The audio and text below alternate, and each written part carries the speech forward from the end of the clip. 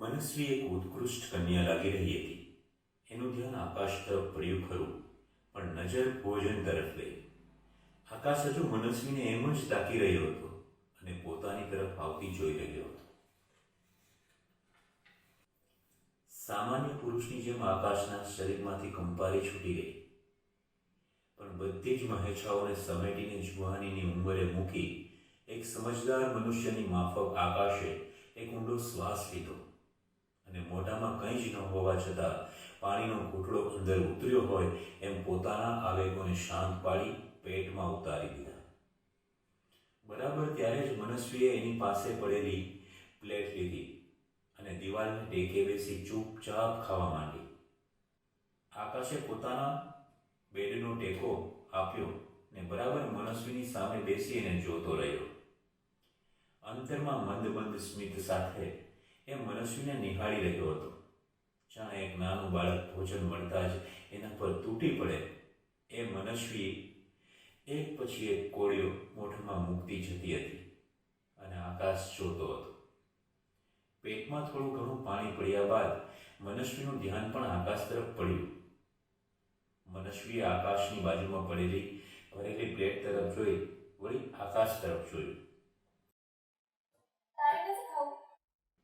મનસ્વીએ આંખોમાંથી જ સવાલ માંડ્યો. આકાશને ભાન થયું અને બાજુમાં પડેલી પ્લેટ પર નજર ગઈ. ઉત્સાહમાં ઓહો, હા બોલાઈ ગયું. ભોજનની પૂર્ણાહુતિ થઈ. હવે શું? મનસ્વી સાથે કઈ રીતે વાત કરવી એ મથામણમાં આકાશ ગૂંચવાયો. હજુ સુધી એને મનસ્વી વિશે કંઈ જ જાણ ન હતી, છતાં પણ એને સાથે લાવ્યો છે એટલે હવે વાત તો કરવી જ રહી. આ વિચારથી બેડના ટેકે બેઠેલા આકાશે મનસ્વીને એનું નામ લઈ પોકાર્યું. વિચારોના પ્રહારથી છૂટીએ મનસ્વીએ ઉત્તર આપ્યો. સૌ તમે પેલું આકાશને સમજાયું નહીં કે વાત કઈ રીતે શરૂ કરવી. મનસ્વીએ કહ્યું.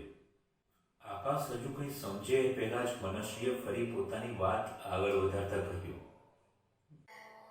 થેન્ક્સ. જો તું ના આવ્યો હોય તો આજે ખબર નહીં શું થઈ ગયું હોત. Don't mind please.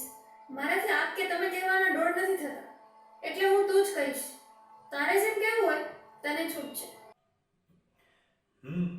It's okay. આકાશ, તને મારા વિશે જાણવા માટે ઘણી ઉત્સુકતા હશે, હું સમજી શકું છું, પણ અત્યારે હું કંઈ જ કહેવાની હાલતમાં નથી. સોરી, મારે આરામ કરવો છે. કેટલા દિવસોથી સરખી ઊંઘ નથી કરી, એટલે please can I sleep? Of course. Akash એકદમ બદલાયેલી એ મનસ્વીને જોઈ રહ્યો હતો. એને જે હાલતમાં મનસ્વી મળી હતી એનાથી તદ્દન વિરુદ્ધ એનો સ્વભાવ ધીમે ધીમે આકાશની સામે આવી રહ્યો હતો. હવે તો આકાશને મનસ્વી વિશે જાણવાની ઉત્સુકતા ખૂબ વધી કે આટલી સીધી વાત કરનારી બહાદુર છોકરીની એ હાલત કઈ રીતે થઈ હશે. છતાં એને ધીરજ રાખીને વધુ કંઈ ન બોલતા એને પોતાના બેડ પર પડેલા કપડાં ઉઠાવી ખુરશી પર મૂક્યા અને મનસ્વીને સૂવાની જગ્યા કરી આપી, તેમજ ઓઢવા ચાદર તકિયો પણ આપ્યો અને પોતે પણ એ બંને વસ્તુ લઈને નીચે સૂઈ ગયો. વહેલી સવાર મનસ્વીના જીવનમાં એક નવી સવાર લઈને આવી હતી. રૂમમાં રહેલી મોટી બારીમાંથી સૂર્યના કિરણો સીધા જ મનસ્વીના ચહેરા પર આવીને પડ્યા અને દિવસો પછી મળેલી શાંતિની ઊંઘ ભંગ થઈને તરત જ એના ચહેરા પર સ્મિત છવાઈ ગયું. સંતોષનું સ્મિત. પોતાના બંને હાથ ચહેરા પર ફેરવીએ બેઠી થઈને આસપાસ જોયું તો આકાશ ક્યાંય દેખાતો ન હતો. બાથરૂમ તરફ જોયું તો દરવાજો અડધો ખુલ્લો હતો, એટલે ત્યાં પણ નહોતો. એ સ્વાભાવિક વિચારે ઊભી થઈને એને રૂમનો દરવાજો ચેક કર્યો તો એ બહારથી લોક હતો. અચાનક મનસ્વીને આકાશે સમજાવેલી વાત યાદ આવી ગઈ. હું ન હોઉં ત્યારે અંદર જ રહેવું. મનસ્વીએ પોતાને અંદર રહીને વધુ સુરક્ષિત માનતી હતી. એટલામાં એનું ધ્યાન પલંગની બાજુમાં રાખેલા સાઇડ ટેબલ પર પડેલા નાઇટ લેમ્પ પર પડ્યું. એ લેમ્પની નીચે દબાયેલી એક ચિઠ્ઠી પડી હતી. મનસ્વીએ એને ખોલી. સોરી, મુંબઈ જેવા શહેરમાં સમયસર કામ પર પહોંચવા વહેલી સવારથી ભાગાદોડી કરવી પડે. લોકલ ટ્રેન્સ, એમાં પીસાતા જવું પડે. તમે કાલે થાકેલા જ નાતા હતા એટલે ઉઠાડ્યું નહીં. મારા મિની કિચનમાં સ્ટવ પર બનેલી ચા પડી છે, બસ તમારે ગરમ કરવાની છે. અને નીચે 2 સેન્ડવિચ એક ડીશથી ઢાંકેલી છે, એ તમારું બ્રેકફાસ્ટ છે. અને મારી અલમારીમાં ઘણા કપડાં છે, તમને જે યોગ્ય લાગે એ હાલ પૂરતું પહેરી શકો છો. બાકી હું જલ્દી જ આ બાબતે કંઈક કરીશ. અને હા, હું લગભગ 7 વાગ્યા સુધી આવી જઈશ. ડિનર તો હું લઈને જ આવીશ, પણ લંચનું તમારે કંઈક મેળ કરવું પડશે. જે કંઈ થોડો ઘણો સામાન પડ્યો છે એમાંથી મેળ કરી લેશો એવી મને ખાતરી છે. બાકી સાંજે મળીએ. Bye. Have a good day and મકાન માલિકથી દૂર રહેજો. અંતનું વાક્ય વાંચીને મનસ્વીને હસવું આવી ગયું. એક ઊંડો શ્વાસ ભર્યો અને એને વિચાર આવ્યો કે દુનિયામાં સારા માણસો પણ છે. એ સાથે જ આખા રૂમ તરફ એની નજર ફરી રહી. અહીં ઓફિસે આકાશ કામ કરતા વધુ મનસ્વીની ચિંતામાં હતો. બસ ક્યારે 4 વાગે એને છૂટો પડે એટલે મનસ્વી સાથે વાત કરી શકે, પણ ઓફિસનું અજગર કોઈને છોડે નહીં. એમ કામ તો કરવું જ પડે. માંડ કરતા 4 વાગ્યા ને છૂટો પડ્યો.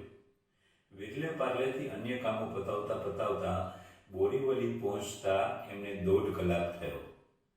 રોજના નિત્યક્રમ પ્રમાણે હોટલમાં જમીને જ રૂમ પર જતો, પણ આજે એકલું જમવા કરતાં મનસ્વીની કંપનીમાં જમવું એને વધુ હિતાવહ લાગ્યું.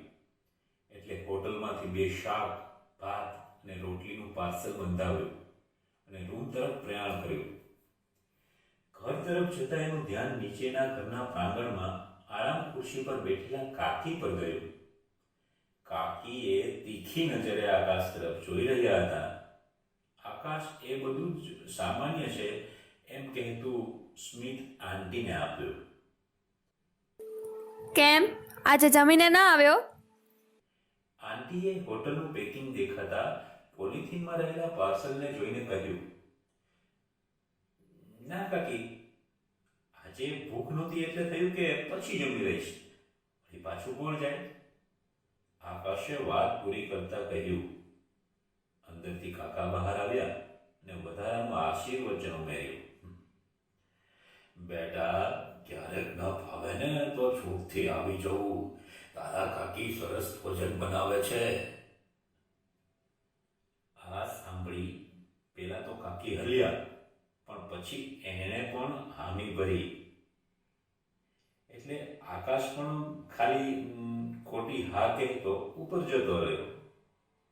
આકાશે પોતાના રૂમનો દરવાજો ખોલ્યો અને એક નજર કરી ત્યાં તો આ શું? રૂમમાં સ્ટડી ટેબલ પર હંમેશા અસ્તવ્યસ્ત ઉછળતી રહેતી કિતાબો શિસ્તબદ્ધ રીતે એકબીજા પર ગોઠવાયેલી હતી. જે બિસ્તર પર બેફામ કપડાથી ઢંકાયેલું રહેતું એની ચાદર એકદમ સાફ ને એક પણ કળ વગરની હતી. આકાશનું મિની કિચન એકદમ સફાઈથી ગોઠવેલું હતું.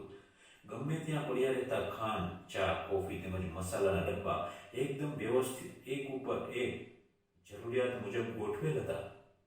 કિચનનો ખૂણો એકદમ સાફ હતો. માત્ર હવાની અવરજવર રહે એટલી ખુલ્લી બારી ને એના પર પડદો દીધેલ હતો અને રૂમમાં માત્ર એક નાઇટ લેમ્પ ચાલુ હતો. છતાં પણ એનો પ્રકાશ ચંદ્રના પ્રકાશને બાજુમાં મૂકે એટલો સારો હતો. કુતૂહલવશ આકાશે અલમારી ખોલી તો બધું જ વ્યવસ્થિત ગોઠવેલું. બધા જ ખાનામાં આવશ્યકતા મુજબ સમાન ગોઠવેલા હતા. એક બાજુ એક મોટા ખાનામાં એક બાજુ ઓફિસના ફોર્મલ્સ અને બીજી બાજુ સાદા સીધા જીન્સ પેન્ટ, ઉપર કોટ અને ટાઈઓ લટકતી હતી. નીચેના ખાનામાં નાઇટ ડ્રેસ તેમજ અન્ય શોર્ટ્સ વગેરે કમ્ફર્ટેબલ કપડાં તેમજ સૌથી ઉપરના ખાનામાં ટોવેલ, ચાદરો વગેરે ફોર્મલ્સ તેમજ અન્ય કપડાં જ્યાં પડ્યા રહેતા ત્યાં હતા. એ મોટા ખાનાની બાજુમાં એક નાની કહી શકાય એવી જગ્યા હતી. ત્યાં બોડી સ્પ્રે, ડીઓ, ઘડિયાળ, રૂમાલ, પાવડર વગેરે અન્ય નાની નાની ચીજો ગોઠવાયેલી હતી. આકાશ આ બધું જોઈને ચકરાયો. એને એક હાથે પાર્સલ પકડેલ હતું અને બીજા હાથે માથું ખંજવાળ્યું. આ પોતાનો જ રૂમ છે એ ખાતરી કરવા એ નીચે તરફ જોવા અર્થે બહાર નીકળ્યો. ત્યાં પાછળથી દરવાજો ખોલવાનો અવાજ આવ્યો અને ધીમા અવાજે મનસ્વીએ કહ્યું, આકાશ. અવાજ સાંભળતા આકાશને મનસ્વીના હોવાનો અહેસાસ થયો ને પોતે ફટાફટ અંદર આવ્યો. ટુ બી કન્ટિન્યુ.